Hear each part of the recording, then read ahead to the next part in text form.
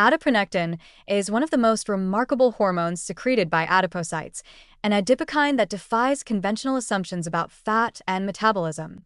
Rather than being harmful, adiponectin acts as a metabolic safeguard, playing a critical role in enhancing insulin sensitivity, regulating lipid metabolism, and protecting against systemic inflammation.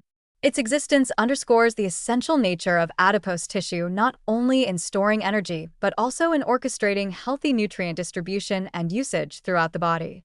Far from being a passive depot, adipose tissue, through the secretion of adiponectin, becomes a key driver of glucose homeostasis and long-term metabolic health. Adiponectin levels are paradoxically higher in lean individuals and decrease as fat mass increases, especially in the context of visceral obesity. This inverse relationship might seem counterintuitive. Why would a fat-derived hormone be more abundant when there is less fat? The answer lies not in fat quantity, but in fat quality. Healthy, well-vascularized subcutaneous adipose tissue secretes abundant adiponectin. In contrast, inflamed, hypertrophic, or fibrotic fat, particularly in visceral depots, loses this functional capacity. Thus, declining adiponectin levels are not a direct consequence of fat per se, but of adipose tissue dysfunction. This distinction is crucial, as it reframes obesity-related insulin resistance not as an unavoidable outcome of fat gain, but as a preventable result of impaired adipose signaling. Mechanistically, adiponectin enhances insulin sensitivity in key metabolic tissues, muscle and liver, through multiple pathways. In skeletal muscle, adiponectin activates AMP-activated protein kinase, AMPK, which increases glucose uptake and fatty acid oxidation. This improves muscle energy utilization and reduces intramyocellular lipid accumulation, a key driver of insulin resistance.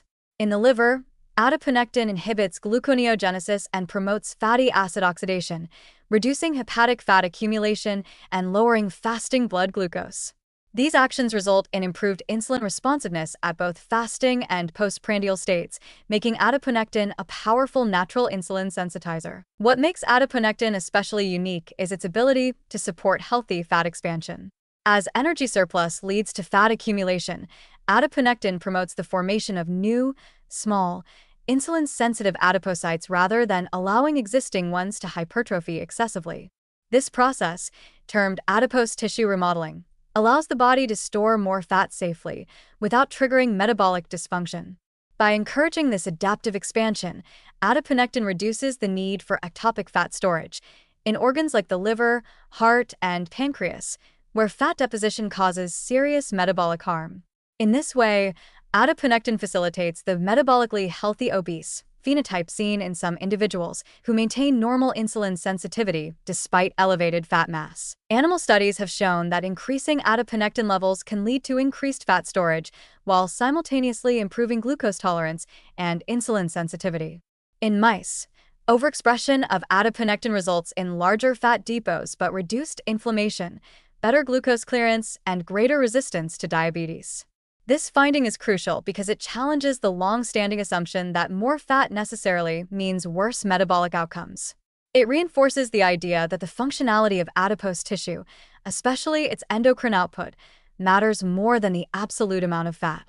When fat is distributed properly, remains flexible, and communicates effectively, largely through adiponectin, it protects rather than harms systemic metabolism. Beyond its metabolic actions, adiponectin exerts anti-inflammatory and anti-atherogenic effects.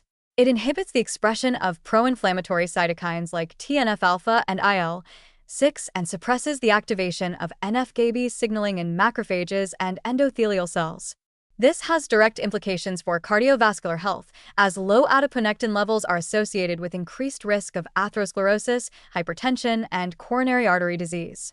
Moreover, adiponectin appears to protect against fibrosis in organs like the liver and kidneys, further emphasizing its role in preserving organ function under metabolic stress. Therapeutically, adiponectin is a promising target.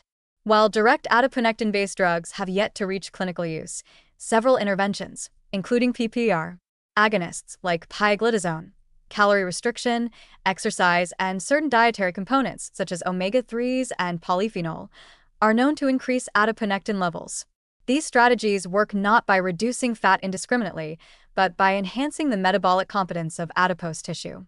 In doing so, They promote a phenotype in which fat cells remain beneficial and protective, rather than becoming dysfunctional. Taken together, adiponectin exemplifies the surprising truth at the heart of modern metabolic science. Fat, when healthy and hormonally active, is not a threat, but a metabolic ally. Adipocytes that secrete ample adiponectin contribute directly to insulin sensitivity, glucose homeostasis, lipid partitioning, and tissue protection. Instead of vilifying fat as a mere excess, the focus should shift to preserving and restoring the functional integrity of adipose tissue. In that light, adiponectin is not just a marker of metabolic health, it is a guardian of it.